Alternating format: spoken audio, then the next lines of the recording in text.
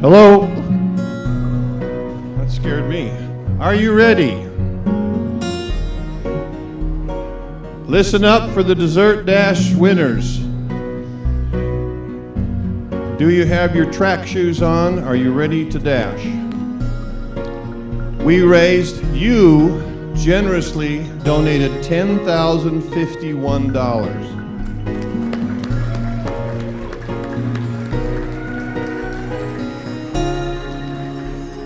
Which will cover my MC fee, and I thank you. Okay, first place, the Merrill and Ron Segel table.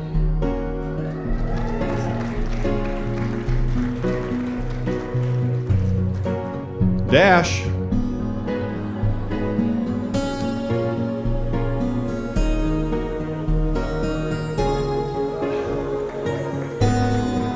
Boo.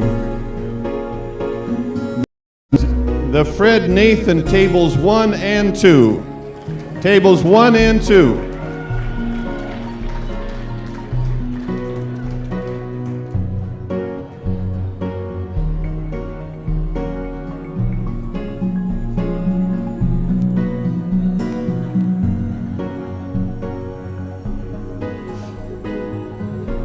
And while they're getting theirs, next table, the winning table, French Future. I was going to call us first, but I didn't dare do that. Go ahead. French Funeral and Cremations.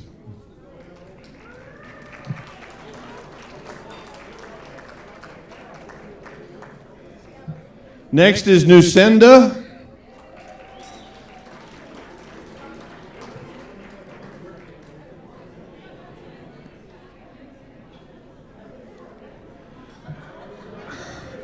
I should name the next 4 people and let them fight over it. No.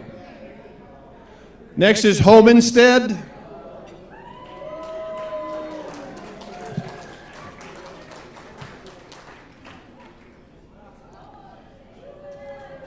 Next is Klinger.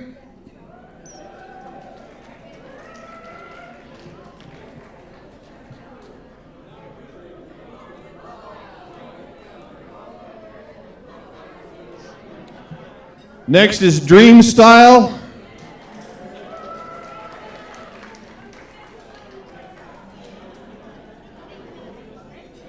Next is Hispano Chamber.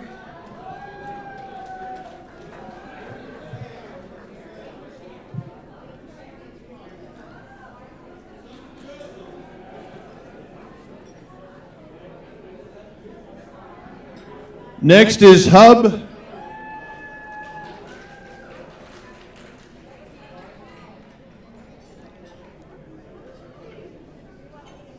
Did you want to leave one of those up here? Next is Keshet Dance. Keshet Dance.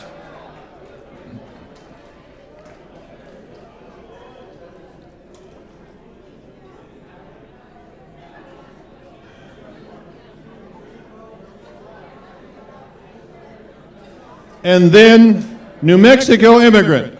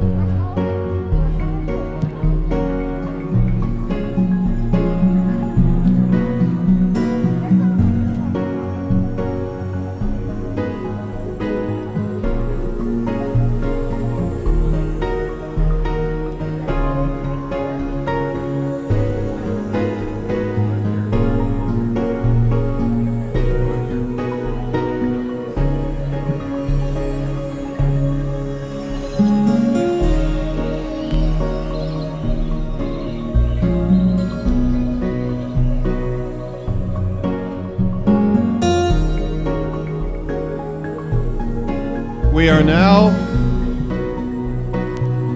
could I have your attention, please?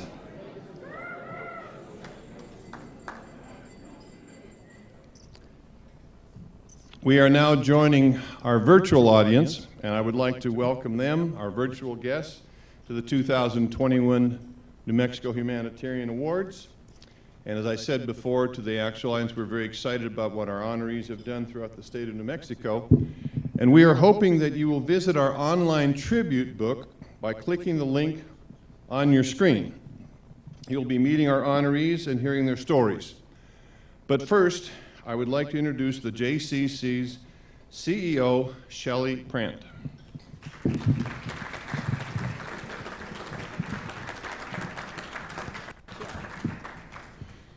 Good evening to all. I have the great honor of representing the JCC in the community. On behalf of the JCC staff, I want to thank everyone here for attending tonight.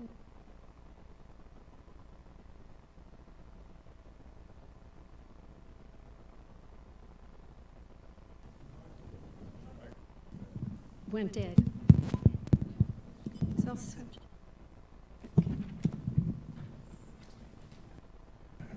There you go. Okay, moving right along. The JCC is proud to present the New Mexico Humanitarian Awards to recognize and raise awareness of the spirit of humanity and to inspire individuals, organizations, and businesses to pursue humanitarian goals. Even during these uncertain times, the JCC remains true to our mission. Guided by Jewish values, the JCC strives to enrich and inspire the entire community. Oh my goodness. Multi-generational fitness, wellness, cultural, recreational, social, and educational programs, all in a safe, nurturing, and welcoming environment that is respectful to all. Proceeds from this evening's event fund our many community programs such as hosting meals at HopeWorks, APS Title I homeless programs, Navajo Nation, Locker 505, Roadrunner Food Bank.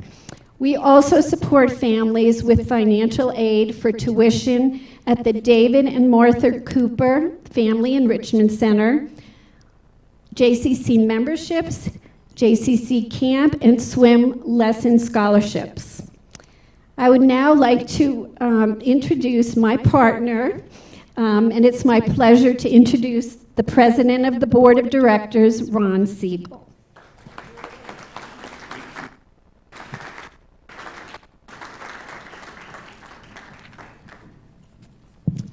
Thank you and good evening. The JCC Board of Directors extends our thanks to our honorees for the humanitarian work that they do every day. We're really proud to have the opportunity to introduce these honorees to you this evening and to publicly recognize them for their tireless efforts to make New Mexico a better place for everyone. Our Board of Directors also joins in thanking our sponsors this evening, as well as everyone who is attending this evening, both in person and virtually. Your participation in this event helps us to provide the resources that allow the JCC to continue to make a difference in our community. We're also grateful for the ongoing support of the Jewish Federation of New Mexico, a very strong supporter of the JCC, and the Jewish Community Foundation of New Mexico. And of course, we extend special thanks to this evening's MC, John Sondager, a talented host whose family are longtime members and friends of the JCC.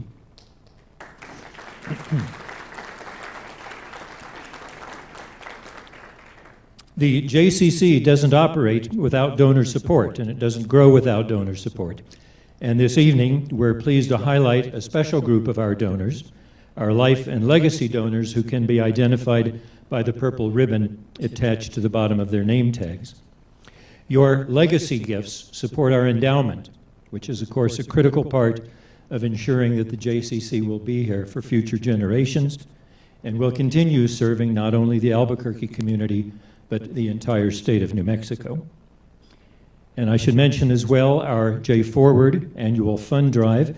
This is a year-long program that supports all the programs of the JCC. During the most restrictive months of the pandemic, gifts to the J Forward campaign were truly a lifeline for the JCC. Your contributions to J Forward enabled us to reopen the daycare and the preschool at our Family Enrichment Center and to offer scholarships for children of essential workers. Your gifts allowed us to serve seniors by providing positive and enriching programs for the homebound population during the shutdown.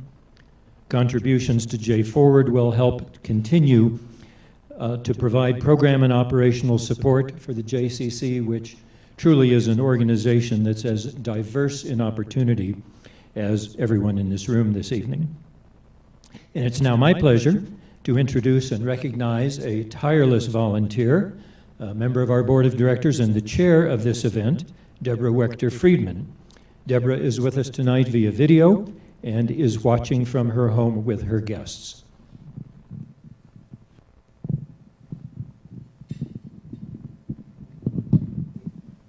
Good evening, all. Thank you so much for participating either in person or virtually as we acknowledge the wonderful contributions these deserving honorees have given to make our state and our home a better place to live in. I'm Deborah Wechter-Friedman, and as the chairwoman of this event, my gratitude goes to the truly creative, generous, and terrific committee members that have really helped make this event what it is. The people that I'd like to thank are Harold Albert, Art Garden-Schwartz, Michael Stordahl, Mark Napolin, Nicole Workmeister, Ron Segel and Meryl Segel, Susan Boersma and Sarah Keller, and our incredible staff, Shelly Prant, Kathy Driscoll, Emily Fox, Chris Martinez, Phyllis Wolf, Jill Petresnik, and Sam Wyman. Thank you all for participating with us tonight.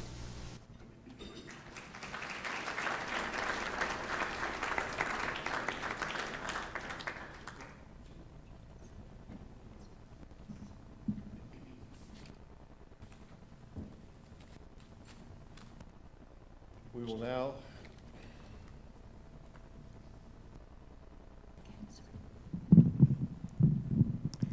It is now our pleasure to meet the honorees. First of all, Phyllis Wolf will introduce our first honoree. Good evening. I'm Phyllis Wolf, Chief Programs Officer of the JCC, and I'm honored to present the first award this evening. It is the Harold B. Albert Community Service Award, and unfortunately, Harold, for the first time, well, third time, but who's counting, in 21 years, was unable to join us this evening, and he's asked me to present this honor.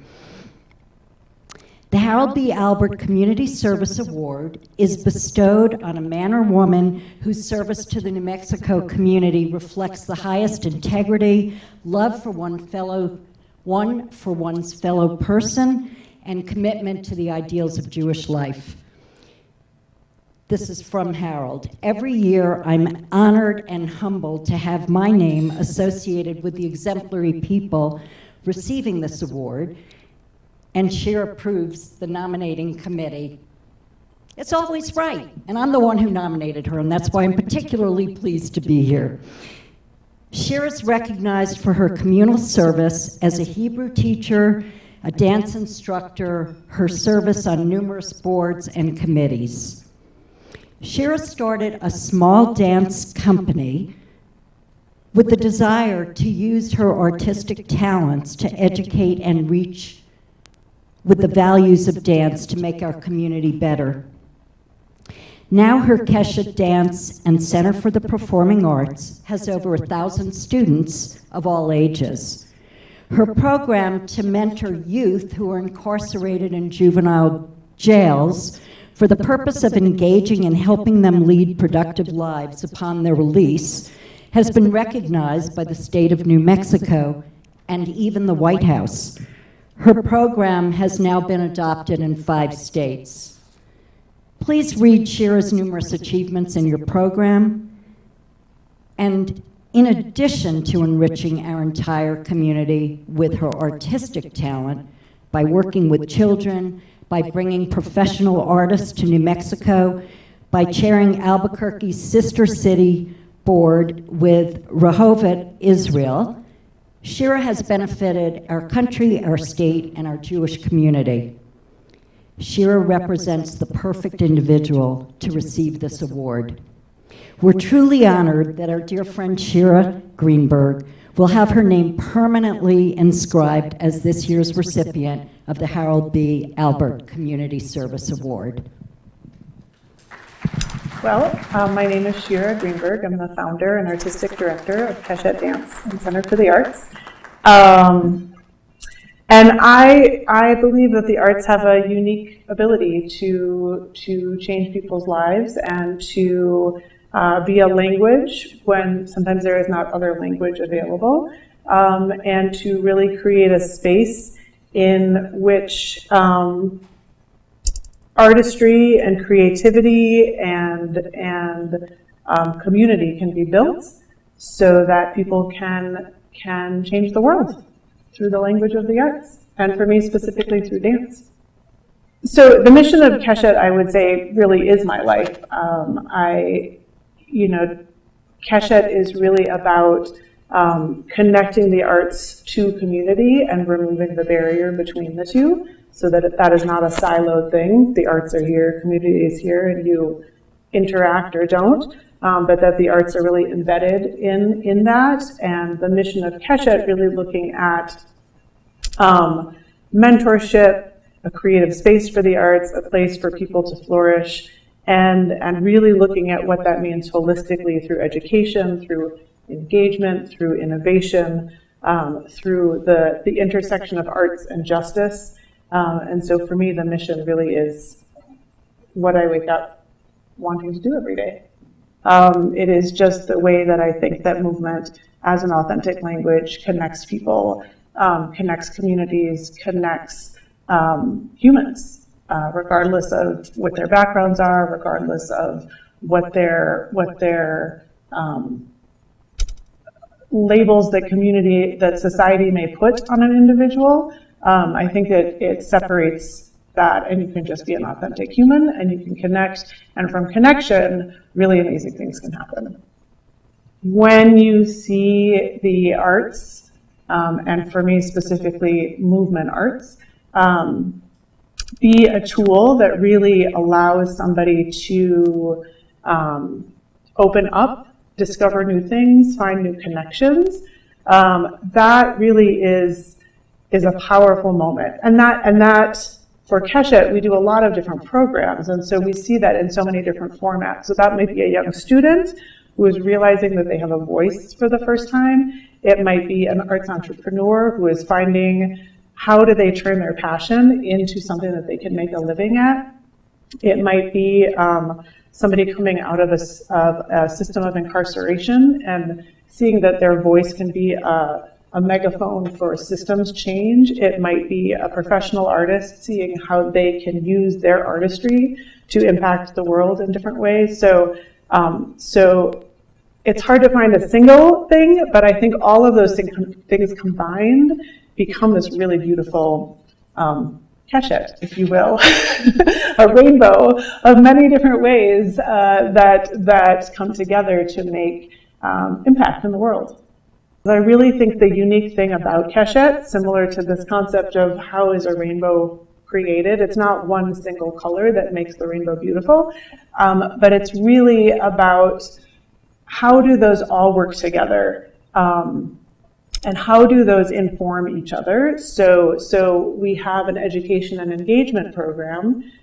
How is that connected to the business entrepreneurship program, and how is that connected to the arts and justice program, and how is that fed by the professional company, and how is that all housed with a home base at the Keshet Center for the Arts? So all of these things don't live independent of one another, And on the flip side, neither could flourish the way that they do without the input of all of the other pieces. So all of those together really are critical to making Keshet what Keshet is. And I think that from a public perception, sometimes people are more familiar with one area than another area.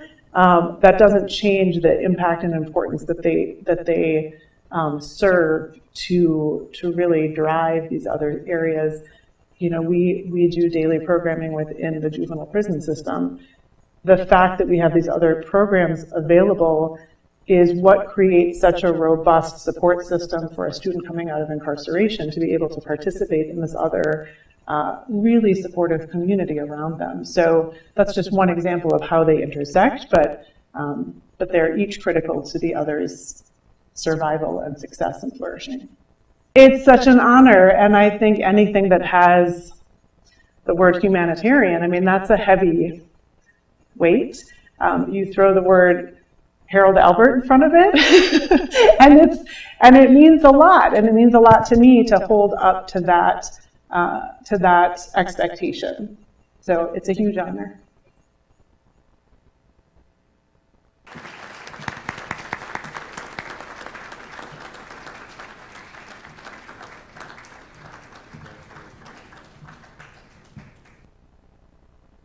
Whoops. Shira, it is, there is a problem with this mic.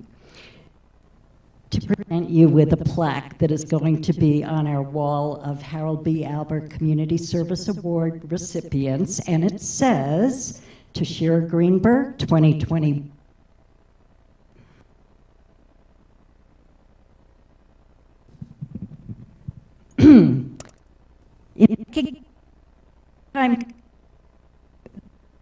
The Jew.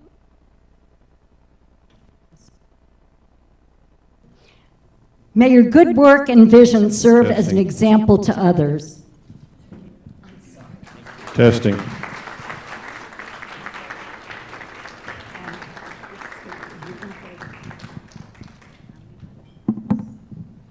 I apologize for that. Testing one.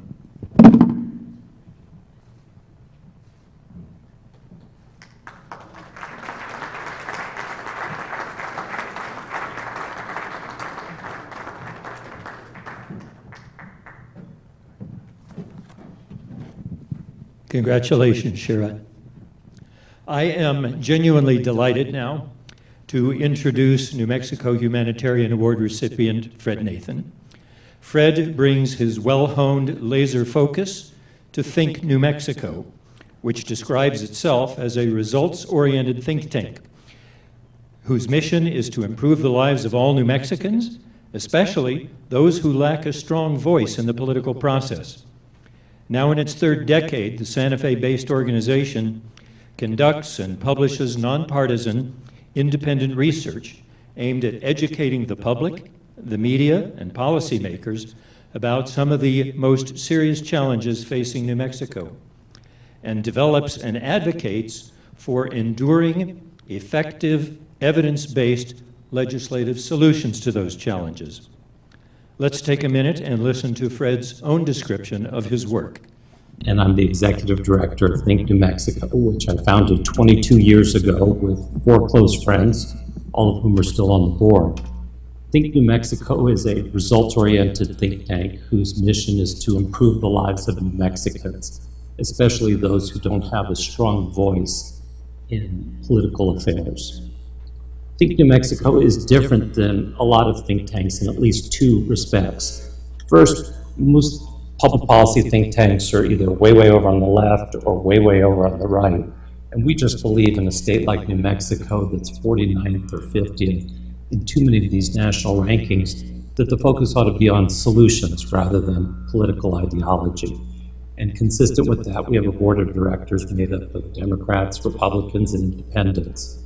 The second way that we're different is that public policy think tanks generate white papers and then generally cross their collective fingers and hope something good happens We issue reports too, but we go further than that, and we convert our ideas into legislation. It's a model that's worked very well for us. We have about a dozen landmark laws. I'm a policy wonk, and I wanted to create a vehicle in which to attack New Mexico's low rankings in many of these national metrics. Prior to founding Think New Mexico, I worked for Tom Udall, and when he was Attorney General, and one of the things that he had been working on was his legislative agenda. We issued a report with about 66 recommendations that we consolidated into 6 large pieces of legislation, which we were able to pass. And in the next 2 years, the DWI fatality rate in New Mexico dropped by 19%. Nationally, during the same period, it only came down 1%.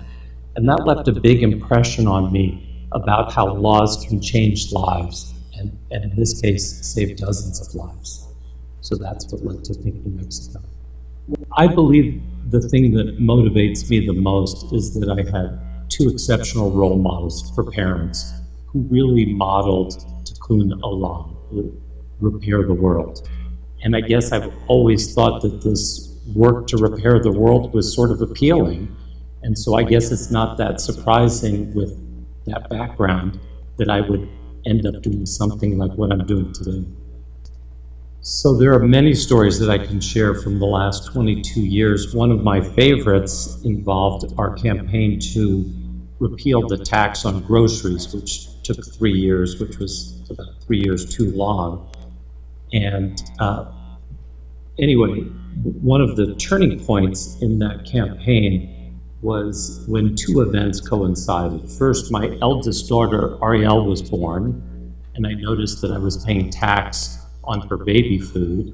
And then secondly, I stumbled across the fact that in New Mexico, horse feed is exempt from the gross receipts tax. And I thought this was sort of backwards. So I asked my wife's permission to bring our baby daughter to the legislature to help me with my testimony. And I also brought a bag of horse feed. And I went to the tax committee and I said to them, you know, the tax code is really a reflection of our values. And I'm hoping that someone can explain to me why it is in New Mexico that my daughter's baby food is taxed, but horse feed isn't. And so I'm not sure exactly what this story illustrates, other than I'm shameful in using my infant daughter as a prop to pass a law. But I think it also gives you a flavor for some of the things you have to do to make new laws in New Mexico.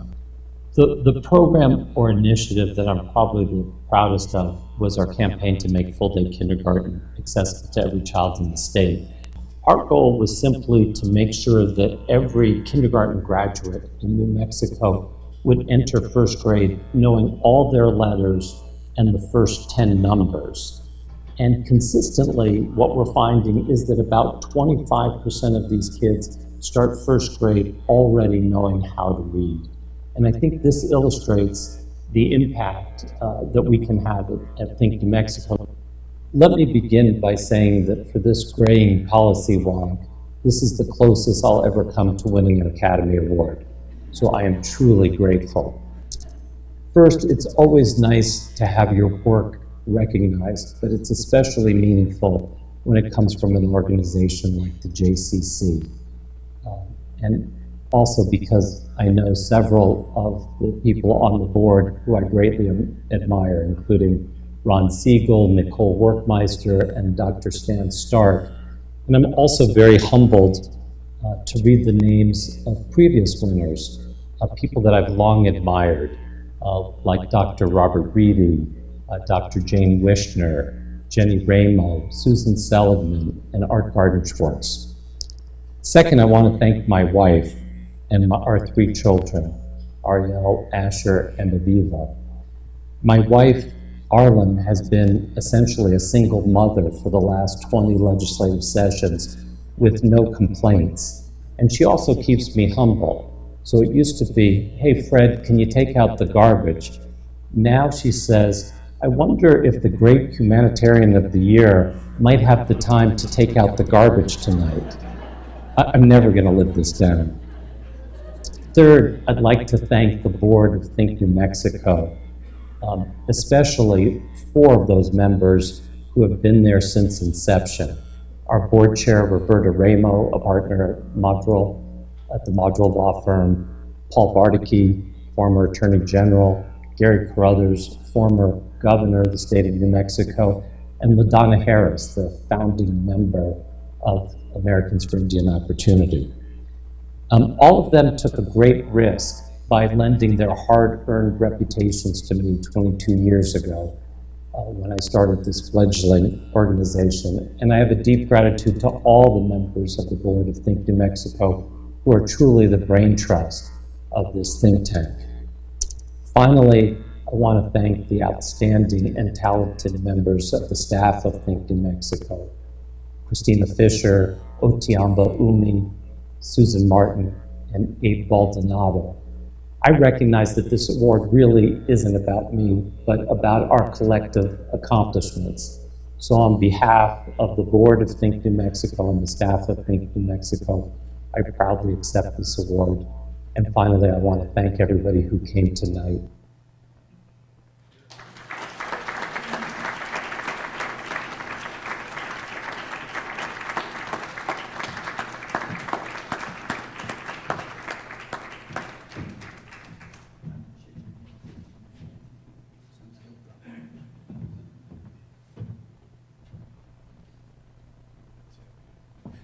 Congratulations, Will.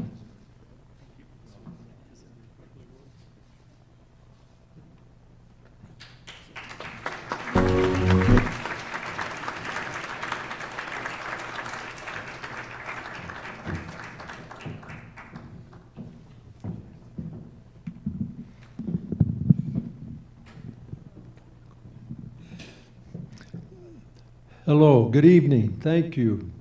We are Barbara and Bob Stewart with the French Funeral Home. Our family business has been there since 1907, and in all these years, French has been proud to be active in the community and giving and involvement in our community, especially sponsoring for years now the Humanitarian Award. And we continue this legacy that was initiated, of course, by my grandfather, Chester T. French. Mary Martinez, she grew up in Albuquerque and was especially close to her maternal grandmother, who inspired her pursuit of a gerontology degree at New Mexico State University, and to open the Isabel Gallegos Aging Resource Center, a unique co-working space focusing on supporting seniors with legal, financial, and counseling services. Here is Mary in her own words. My name is Mary Martinez, and I'm the owner of Homestead here in Albuquerque. And what inspired me goes all the way back to my childhood, and it was knowing the seniors in my community and knowing my grandmothers as close as I was to them, and the tenacity and the resilience of the seniors that I've been involved in have always inspired me to be a better human and to do more wherever I could. The mission has impacted me in a way I probably could not have foreseen, and that is the ripple out effect that it has. People that I've known all my life, including my own family, have been clients or are clients. Neighbors that I grew up with, their children are now calling me and asking me for advice and help with their parents. So I'm honored to be trusted with that, and honored to be able to help people that I've known my whole life, not to mention all the other hundreds of families that we work with. My grandmothers, both of them were so appreciated in their communities and so involved in their communities. They fed people, they clothed people, they helped raise children who had lost their parents during really rough times. And so just watching them, and then as their health declined as they got older, one grandmother ended up in the nursing home, and that's where she spent her final days. And the other grandmother, if services like we have now were available then, she would have lived a lot longer. But just being able to, in their memory, make sure other seniors are able to stay healthy and at home for as long as possible is something that's always inspired me. Several years ago, Home Instead was taking care of a married couple. He was very, very hard of hearing, and she had pretty evolved Alzheimer's. And so we were there every day. We would start their day for them. And one morning I got a call from the caregiver, and she said, no one is opening the door for me, and I smell gas. So I asked her to step away from the door, call 911, and I called the APS social worker, and myself went racing over to the house, and we were there before the fire department, actually, so we were pretty quick. But we banged on all the doors and windows until the gentleman came and opened the door for us, and as soon as he opened it, all we smelled was gas. So we went into the house, opened all the doors and windows, got them out of the house. So right then the fire department, arrived. So that day it was Home Instead, it was Adult Protective Services, and it was the Albuquerque Fire Department coming together, and that collaboration saved 2 lives that day. And so one little thing can make such a huge difference, and one phone call, one response can save lives. And so that's something that we've continued to do, and that has been such a huge, wonderful experience. And the other bonus to that story is that social worker and I crossed paths multiple times over the years and had similar experiences and saved more lives. And he's been my life partner for several years, ever since we met. So it was a nice little bonus to that experience. One of the things that we like to do is the other agencies that are in town are not competition to us. We call ourselves co-opetition because we work together, and that's what it takes to help people stay home. It takes a village to raise a child. It takes a village to help someone age, and so that means you involve other people. And this goes back to my very early career when I was managing 300 clients by myself in Doña Ana County. So I had to collaborate with others to get services in place and make things happen because I couldn't do it all by myself. So that's something I brought back here to Albuquerque. And we work well with the fire department, with the medical providers, the hospice providers, physical therapy, whatever services that come into a home to help somebody stay independent and safe. That's, to me, is the best thing you can do, is collaborate with others. What I'm most proud of is the fact that when we ask for help, we rarely get a no. When we're trying to help somebody stay safe, if we get a no, it's because they can't staff it or that's not in their wheelhouse. But hey, call this person. We get a solution no matter what. And I'm really proud of that because that's something we try to do for others as well. So it's a very well-oiled, very cooperative machine that we work within to help our seniors stay safe. Well, absolutely an incredible honor to get this award, and I thank you all so much for that. And I have to thank the Hispano Chamber of Commerce, actually, Unicita Baca, for nominating me. And I honestly was so proud to be part of their system, their team. I've been on the board for years, and I was honored to be their chair last year, which was a very crazy year to be trying to lead anything. But they did a great job and kept things going, so I'm very proud to be representing them and nominated by them.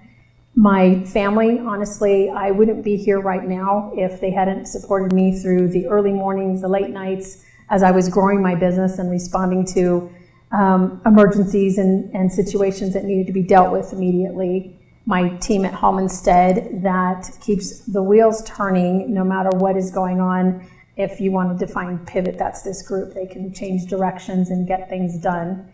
And I wouldn't want to miss out on the opportunity to thank the JCC for everything you guys do in the community. My children went to summer camp here. Home Instead used to hold our caregiver meetings in the ballrooms. We used to hold a huge wrapping party in the ballrooms every year for a senior gift drive. So I have ties to this building for, this organization that go way back. So I thank you very much for this award.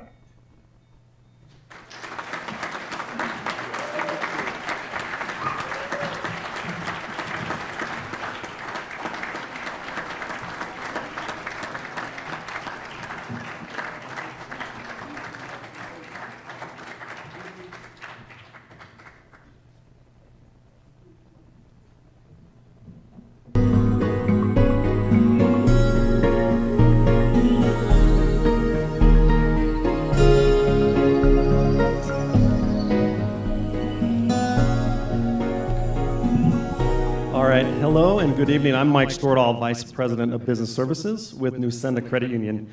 And on behalf of our 600 plus employees, thank you for allowing us to be a part of this event this evening. Through Nusenda's hundreds of community partnerships statewide, we are fortunate to see the many good deeds happening across New Mexico firsthand. And like you, Nusenda strives to uphold the philosophy of people helping people and having a direct impact on the social and economic communities we serve. Tonight gives us an opportunity to recognize the kindness, a spirit of generosity, and the value of looking out for one another. And it gives us a chance to celebrate people across our state who stepped forward, dedicating their life's work to help others. We're excited to join you in honoring one of this evening's Humanitarian Award recipients, the New Mexico Immigrant Law Center. Their visionary commitment to providing legal services to low-income immigrants throughout New Mexico using their innovative legal professional pipeline program, plus their transformational policy work, has made our state and community better for all. Here is Jennifer Landau, one of the founders of the New Mexico Immigrant Law Center. My name is Jenny Landau, and I'm with the New Mexico Immigrant Law Center. I got involved with the Law Center before we started it. I had a fellowship at my third year of law school. There was a detention center that was built in downtown Albuquerque, or the former jail in downtown Albuquerque was converted into an immigrant detention center. And at that time, there was only one organization that provided legal services to immigrants. It was Catholic Charities. Overnight, there were about maybe 1,000 immigrants detained from California, New York, all over the country that all of a sudden were in downtown Albuquerque, and there were no lawyers available to represent them. And so several organizations, including the State Bar of New Mexico, some organizations in El Paso, and some law students got together and talked about how to create access to counsel for the folks that were there. But at the time, there was really no community space for immigrants, and they did a huge needs assessment. And one of the biggest needs that came up were legal needs for individuals seeking, who needed help with their status or for basic removal. Initially, the goal was access to justice. That was, the initial vision was just there wasn't adequate access to legal representation for someone who was facing permanent separation of their family members and of the border region, specifically New Mexico. Even though it started as mostly a deportation defense project, we evolved over time to meet the ongoing needs of the community. My grandparents are Holocaust survivors, and both of my grandparents were really undocumented immigrants from Poland who escaped to Russia during World War II. They were resettled by a refugee resettlement organization in the United States. My father was born in a displaced persons camp, so my father naturalized when he was 10 and learned English before his parents did, and so that's how my life experience connects. See the same situation that my grandparents faced with individuals that are coming the United States now and trying to cross the border and are fleeing for their life. For a democracy to function, there has to be inclusion of all members of society, whether it's Germany in 1940 or the United States right now, and when there are laws that exclude individuals on the basis of their race, of their country of origin, a democracy can't flourish. And so it's very important to me to support efforts to make our society more equitable. From the beginning, our organization has been really a co-creation. Every staff member, every law student, every lawyer that's come has brought their own passion and sense of justice to the organization and really created all of our different programs in unique ways. And I think that's really allowed us to be responsive to the ever-changing political climate and to be responsive to the needs of the community. No matter what change, what laws change, the policies that change, the needs that change, just the incredible creativity and responsiveness to programming inspires me. We have about 30 staff members, 12 of them are lawyers. We have over 100 volunteers, both pro bono attorneys, volunteer interpreters, translators. We just recently developed a partnership with a medical clinic. So we sometimes, for legal cases, we need to have medical experts. And so that's been a great new partnership. We serve individuals throughout the state, and so primarily in Santa Fe and Albuquerque, our volunteer attorneys are based. Our organization is honored to receive the Humanitarian Award this year, and I just again want to express my utmost appreciation to the staff of our organization that work tirelessly and inspire me every day. Also, the board members that have supported us from the startup phase to where we are today, and our community partners. Really, like, our organization wouldn't exist and the services wouldn't exist if it wasn't for so many different community organizations coming together to address this need, as well as our foundation partners and volunteers that have staffed the work that we do over the last 10 years.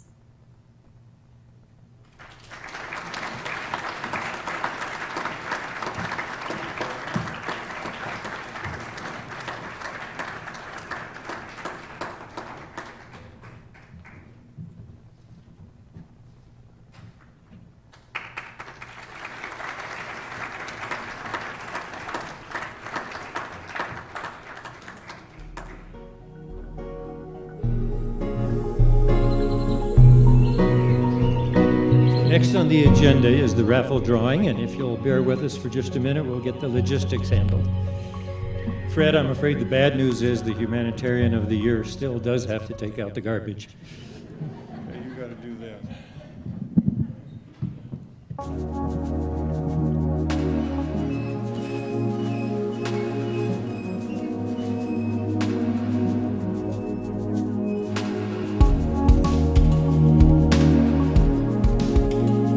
Okay, the way this is going to work is that Ron will pull the names, and I will name them. We'll write your name down in the order that you're drawn. You do not need to be present to win. And the first winner is John Oh, you haven't drawn yet, have you?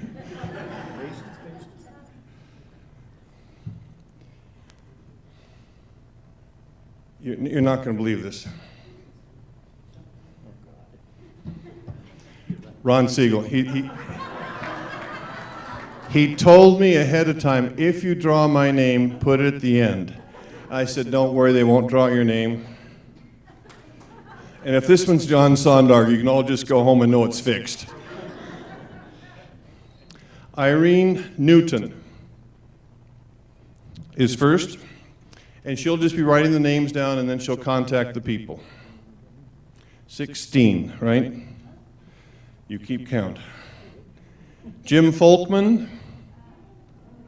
Okay.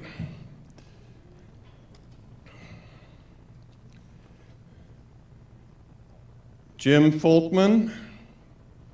Twice. What? We'll pick another. Is that okay, Jim? Okay. Well, he'll never know then. Marcia Greenbaum. Marcia Greenbaum. Okay. I'm keeping score here. Susan Brofsman. Grolsma.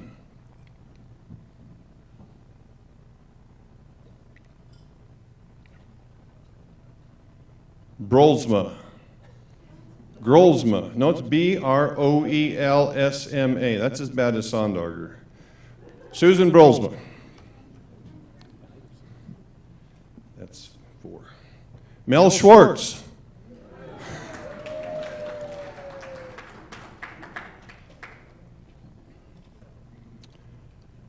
Terry Cooper. We'll go by 5s. Gail Feldman.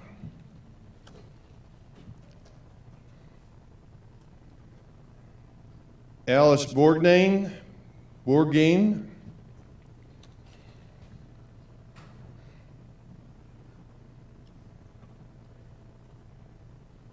Pat Newman.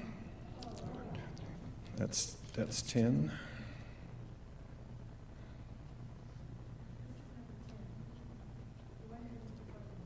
It's 11. I've got 10. We'll get them in order. Jake Greason. Garrison. Jake Garrison. That's Marcia Powers. Marcy Powers. And this is Brian Colon.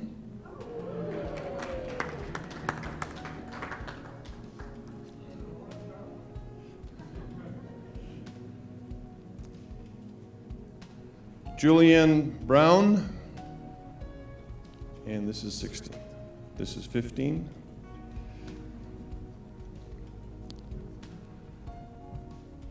Janice Carpenter. Trouse Carpenter. You guys read as bad as I do.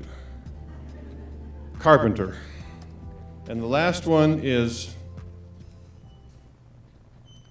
C. Lemaster.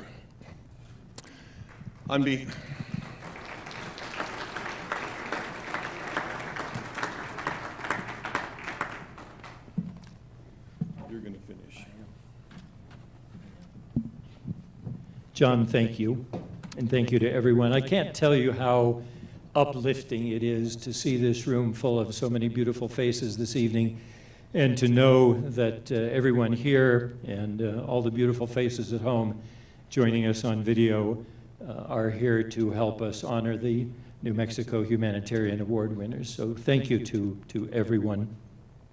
We hope you enjoyed the event tonight, and we hope the work of these humanitarians inspires you and sets the example for others to step forward to serve our state and our community.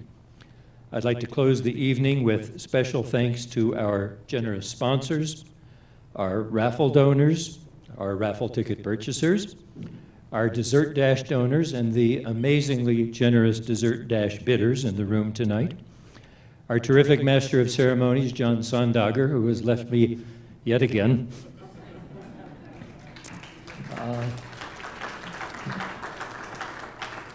all of the JCC staff who worked so very hard to make this event such a success tonight. I'll name just a few, and I'm sure there's a lot more who I don't have time to name. Phyllis Wolf, Jill Petrusnik, Emily Fox, my partner, Shelly Prant, our CEO.